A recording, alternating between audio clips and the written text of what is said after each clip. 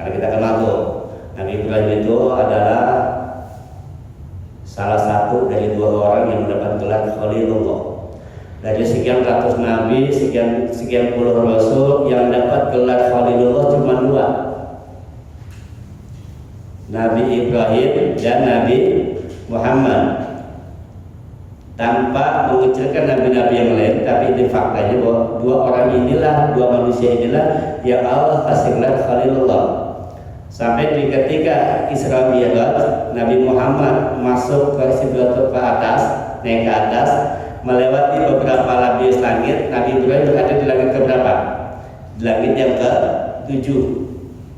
Di langit yang ke-7. Itu saking tingginya makhluk Nabi Ibrahim. Nah, saking tinggi makhluk Ibrahim, maka Nabi Ibrahim itu selalu diberkati sampai akhir zaman.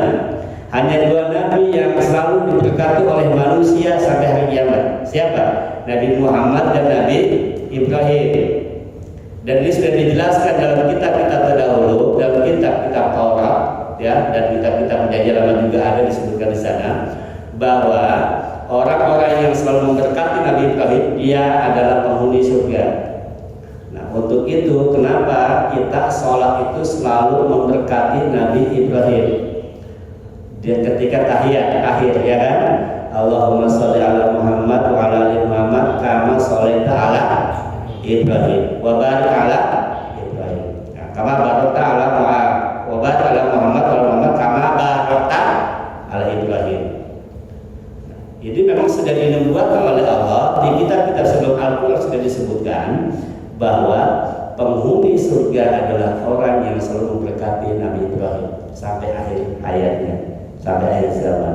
Alhamdulillah kita salah satu orang yang Allah kasih kesempatan untuk memberkati Nabi Ibrahim.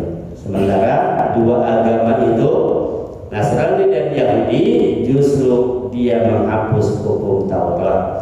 Dia tidak lagi memberkati Nabi Ibrahim. Itu sudah tegas ya. Makanya beruntunglah kita. Nah, Nabi Ibrahim itu dikenal sebagai tamunya Allah, sebagai Khalilullah.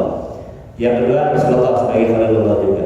Nah, diceritakan dalam Al-Quran bahwa suatu malam Nabi Ibrahim kedatangan tamu. Lagi Nabi Ibrahim itu adalah bapaknya para tamu, julukannya selain sebagai Aba Anbiya, sebagai bapaknya para nabi, karena dari Nabi Ibrahim lah turun nanti nabi-nabi. Nabi Ibrahim punya anak 2, Ismail, Ishak, kan gitu kan? Ishak punya anak Yakub, Yakub punya anak 12 suku Bani Israil, terus sampai bawah. Sementara dari jalur Hajar Nabi Ismail terus ke bawah sampai Nabi Muhammad. Makanya Nabi Ibrahim sebagai bapaknya para nabi, kemudian bapaknya 3 agama. Nah, Nabi Ibrahim juga sebagai bapaknya tamu. Kenapa? Karena Nabi Ibrahim itu Pak, beliau itu dia mau makan kalau ada temennya. Kalau nggak ada temennya dia keliling kampung cari. Oh, Pak, udah makan belum? Ya, makan bareng saya. Kalau kira itu. Nabi Ibrahim nggak bakal makan kalau belum ada temennya. Nah, satu malam datang 4 orang tamu. Datang 4 orang tamu. Sebetulnya dalam Al-Quran tamu ini adalah para malaikat. Para malaikat itu ada 4 orang yang sudah disebutkan. Diriwayatkan bahwa 4 orang itu dijelaskan adalah malaikat Jibril, Rafael, kemudian Mikael dan Israel. Sebenarnya nama malaikat ini Jibril itu Pak, nama asli Jabbar. Nama aslinya Jabbar. Tapi di dalam bahasa Ibrani, Allah itu dalam bahasa Ibrani disebutnya El. Nah, di dalam kitab kalau orang Nasrani disebutnya Elohim. Jadi kalau orang Yahudi disebut Allah itu El. Kalau orang Nasrani disebut Allah Elohim. Kalau kita disebutnya Allah. Jadi El itu kalau kita artikan sama dengan Allah. Abdullah. Apalagi itu Nasrullah. Nah, itu menggunakan kata Allah. Nah, di dalam bahasa Ibrani itu El artinya Allah. Makanya El itu di dalam kata ulama, El itu adalah salah satu marga malaikat tertinggi, Bang. Kalau ini kan tahu marga ya. Jadi marga tertinggi malaikat itu adalah El. Jibrail, Mikail, Israfil, Ijrail. Itu L itu adalah nama marga. Makanya 4 malaikat ini salah satu 4 yang memiliki marga tertinggi, marga L semua tuh. Nah pimpinannya yang tertinggi adalah Jibril. Jibril asal kata Jabrail. Jabar itu apa tuh itu? Perkasa ya. Maka wajar boleh jadi panglima. Nah 4 malaikat ini datang malam-malam. Nah yang datang malam-malam itu disebutnya tarik, tamu pada malam hari. Tapi nanti Allah jelaskan nih atau itu apa. Ini salah satu kelebihannya, Allah itu menjelaskan sesuatu kadang-kadang dalam Al-Quran ayat berikutnya. Nah di dalam malaikat ketemu dengan Nabi Ibrahim itu pada malam-malam itu bertemu untuk menyampaikan berita bahwa ketika malaikat ini datang, apa kata malaikat dalam Al-Quran? Qalu salam, qala salam. Beda.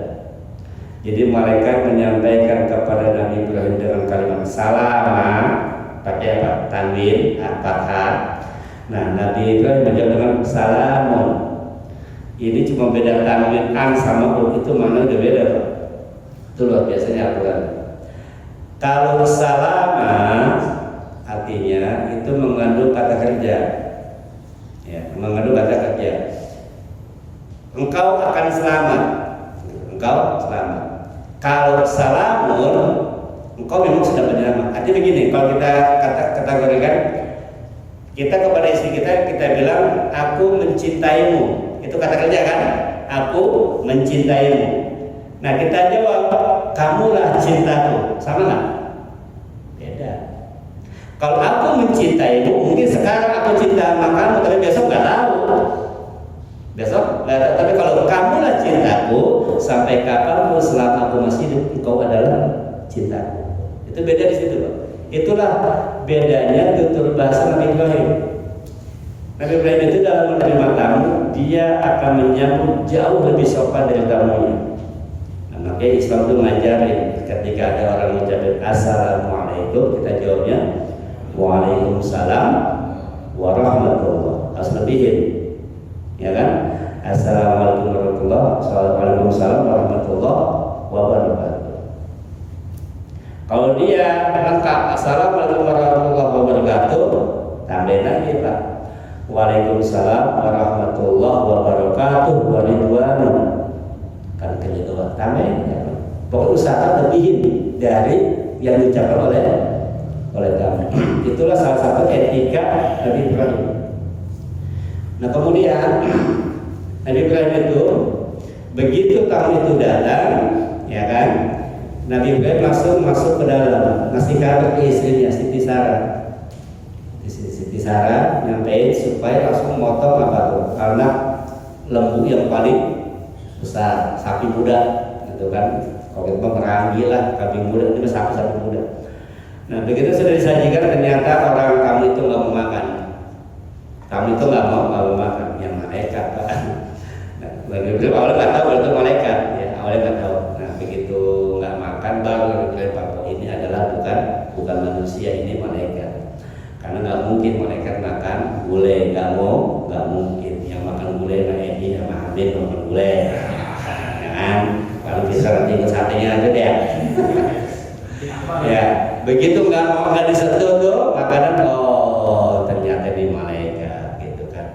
Nah ngapain malaikat datang nyampein kabar gembira bahwa Ibrahim, ya kabar gembira dari Allah Subhanahu Wa Taala. Kenapa? Istrimu akan hamil,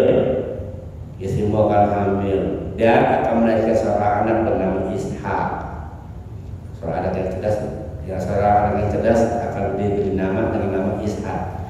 Nah, Siti Sarah waktu itu bersembunyi di balik ruang tamu, saking kaget senangnya Pak, sampai teriak gitu, nggak percaya gitu. Kenapa?